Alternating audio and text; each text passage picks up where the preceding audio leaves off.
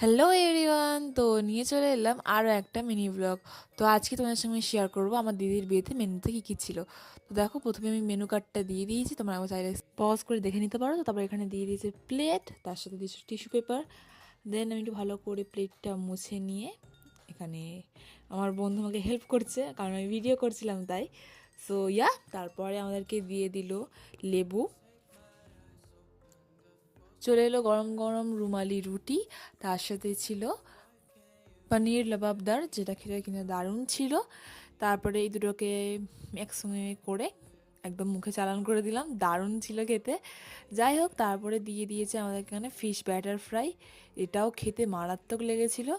তারপরে আমাদেরকে দিয়ে দিল এখানে স্যালাড। তারপরে যেটা মেন জিনিস, মেন অ্যাট্রাকশন আমাদের মানে বিয়ে বাড়ি, যেটা হচ্ছে মাটন বিরিয়ানি। মাটনের পিসগুলো যেমন ছিল, মানে একদম জুসি, দারুণ ছিল।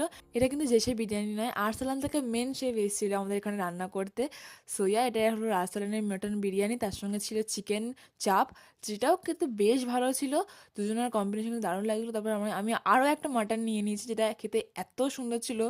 তারপর আমি খেলাম চাটনি, পাঁপড়, আরও ছিল দু রকমের মিষ্টি, কিন্তু সেটা আমি স্কিপ করলাম। That's it photo. লাস্টে আমি খেলাম একটা আইসক্রিম।